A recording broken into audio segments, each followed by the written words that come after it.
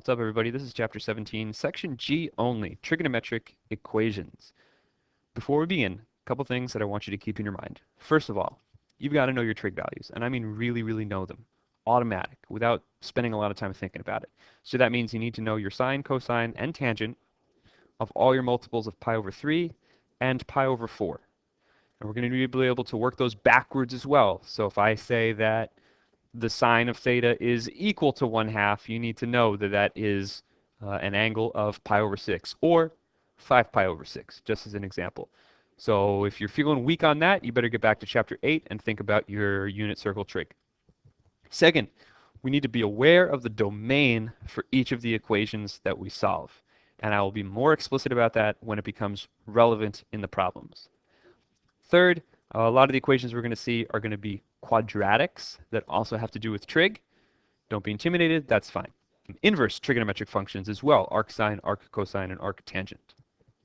But we're going to keep it relatively simple today. So because trigonometric functions are periodic in nature, that means that we could end up having infinitely many solutions to an equation. So what we do is we end up restricting the domain. So for example, a problem might say only give the answers that are in between 0 and 3 pi, or in between negative 2 pi and 1 pi, or whatever the inequality is. I mentioned domain on the previous slide, so here it is again. Pay attention in each problem to what the domain is. There will be more on this coming up. We're going to solve trigonometric equations using, there are 3 ways, but we're really only going to use 2. Pre-prepared graphs, it's pretty rare for you to have one of those. We'll look at an example, but I wouldn't expect it to happen too often on exams. But technology and algebra are going to be the 2 that we're going to focus on here. So here's our one and only example of using a pre-prepared graph. So here's a graph of cosine of x, and we want to solve this equation right here. When is cosine of x equal to 0.4? Well, 0.4 is not a value that I know from the unit circle, but we can get it from the graph here. So here we've got a y value of 1, here we've got a y value of 0, so we need to find 0.4, which is exactly right there. So where does that intersect with my cosine graph? Well, there are 3 places where they intersect in the domain specified. And so we could just estimate the solutions from there. Given the scale along the x-axis, we can really only round these answers to 2 significant figures. So that's why we just have 1.2, 5.1, and 7.4. Now this is obviously a paper 1 question, but if I had access to technology, then I could have gotten more accurate solutions than the 3 given. And that's actually what the next section is about, is using our calculator successfully. So first of all, when we use our calculator, as it says here, we're going to make sure that the mode is set to radians. And then on the TI Nspire, there's 2 different ways that you can go about solving an equation such as this. One of them is wrong. One of them is right. So on the Nspire, first thing is about the settings. You can look up in the top right-hand corner. If you see RAD, then you are in radians. If you see DEG, then you are in degrees. Changing between the 2 is as simple as moving the mouse up there and clicking, and your calculator will switch back and forth. If you can't change it by clicking, or if you don't see an indicator up there, that means that you have an older operating system installed on your calculator, and you should address that. Now, the first thing you could try that's super wrong is you could just type in the equation and press enter, and the calculator has no idea what you're talking about, so that's never going to work. On the previous slide, I showed that nsolve was not what we wanted to do. Here's why. If you go to menu and then algebra, and then choose number 1, numerical solve, inside that brackets, we're going to type the equation that we want to solve. And we actually need to do one more thing, because if I try that, it says too few arguments. So that means that the calculator needs one more piece of information. And that's it. The calculator is just not that smart. It doesn't know what variable I want to solve for, even though there's only one variable that I could possibly be interested in. So we tell it by adding a comma x at the end of the equation. And now if we press enter, we're going to get one solution. And on the previous slide, we had 1.82 as one of our three answers, but nsolve only gets us one out of the three. How do we get the other two? Not through this method. Now, if you're used to using a CAS calculator, which is of course illegal for the IB, then when you go into menu and then algebra, there'll be a different option there that just says solve, and that would get you all of the solutions. But obviously we can't use that here. So what can we use? We're going to go to a graph. And the first option is just to graph the left-hand side of the equal sign as one function. So in this case, that's 2 sine of x minus cosine of x. And then graph the right-hand side, which is our linear function 4 minus x, separately. If in typing the first equation you were to press enter, you would have nowhere else to type in the second equation. So the way to get it back is to just press this tab button right here. That brings you back to the equation editor where you can add more and more functions. From here, we're just going to calculate the three intersections. So we're going to go menu, analyze graph, intersection. Down here, it's asking for a lower bound. So I move this vertical line to the left of one of the intersection points. I press enter. Now it's asking for an upper bound, so I move it to the right of one of the intersection points, and I press enter, and it gets me the answer. And we're just interested in the x value. If I were to do that 2 more times for this point and this point down here, we'll get the other 2 answers that we're looking for. Your other option is to take one entire side of the equation and move it over to the other side by subtracting it. And then we're going to get some other weird function. But now we're just trying to figure out where this one's equal to 0. So we'll go menu, analyze graph, and then press 0. And then we're going to get the same 3 solutions. And the process is exactly the same. We're using lower bound and upper bound. By the way, there is, I don't know if it's a shortcut or not, but instead of clicking and then dragging using the mouse to get other values, you can also type things in.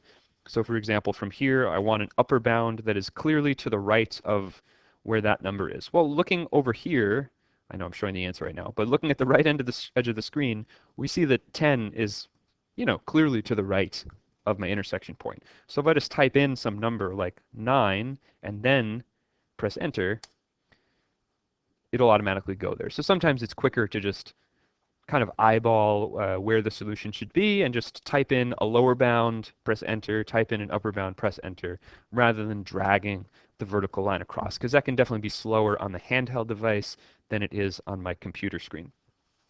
Anyway, just like before, we do this 3 times to get the 3 zeros. We're good to go. Now I made sure that my calculator was set to radians in that problem, specifically because in this question, I'm told that the domain is in radians. If the domain were given to me in degrees, then I'd want my calculator to be set in degrees as well. Just make sure that you match the question. How are you going to know when you should use technology? Short answer is, if you can, then you should. If it's a paper 2 question and you are given an equation to solve, whatever type of equation, here it's a trigonometric equation, could be exponential, logarithmic, whatever, you should use the calculator. What should you do on the calculator? You should graph it. All the time. Don't try to be a hero because there is no analytic approach that you could use. You have to use technology, and that's what you're expected to do. If you're worried about showing work in an exam setting, then what you would want to do is just do a quick sketch of the graph. And this is all I mean by that. Throw some axes down, give me a rough idea of what the graph looked like in the relevant area where the solutions were, label the graphs, label the intersections or the zeros. This is definitely enough. In many cases, this is more than enough. You don't need to write down like, oh, I pressed menu and then I pressed analyze graph, blah, blah, blah. No, no, no. Like, a picture will definitely be enough. And that's really all that there is to solving these with technology. And I can't stress this enough. Like, it makes me so sad when I give paper 2 exams that have equations to solve on them and people waste time trying to do them analytically. Sometimes it's possible to do by hand. It just takes a really long time. Sometimes it's impossible to do. In either case, why wouldn't you do it the fast way? Your calculators are a very powerful tool, but only if you use them appropriately, so please practice using them appropriately. Anyway, now we're going to go on to algebra. So this is where things get a little more exciting. This is where we really need to know our unit circle values. We need to know we need to know what the graphs of the functions look like, as we saw in the previous video. Some people will prefer to kind of think of it graphically, and some might prefer to think of it in terms of a unit circle. You get the same thing out either way. I'll show you what I mean in just a moment. And here's where I'm going to make the big deal about the domain. So if we had this equation here, for example, and we were asked to solve it on the domain 0 less than or equal to x less than or equal to 2 pi, we need to notice that this x does not match this 2x. We want them to be the exact same thing. The way to do that is to change this into 2x. How? Well, just by multiplying it by 2. But we're going to do that to everything in the inequality to get a new inequality here. Obviously, everything's been multiplied by 2. That's a very easy thing to do, but this is huge so that you get the correct answers and that you don't miss any answers at the end. So that is a crucial step that you must do when we're solving these by hand. Okay, so for a warm-up, these three have a pretty straightforward domain, 0 to 2 pi, and in all three of these examples, it's just x. So we don't even need to worry about changing the domain. So for starters, cosine of x equals negative root 3 over 2. What do you think? Do you know your unit circle? You should. You should know that 5 pi over 6 or 7 pi over 6 are both going to get you a cosine value of negative root 3 over 2. Remember that cosine is going to be negative in the second and third quadrants. And for root 3 over 2, you could be thinking about your 30, 60, 90 right triangle to figure out which angle you needed, which would be the 30-degree angle to get root 3 over 2 as the cosine, which means that if we're in the second quadrant, it's 30 degrees from that horizontal, which makes that angle 150 degrees, or 5 pi over 6. If you really hate the unit circle, I said you could think about it in terms of the graph. That's true. Our cosine graph, we know, starts at a maximum, and then goes down, and then comes back up to the maximum.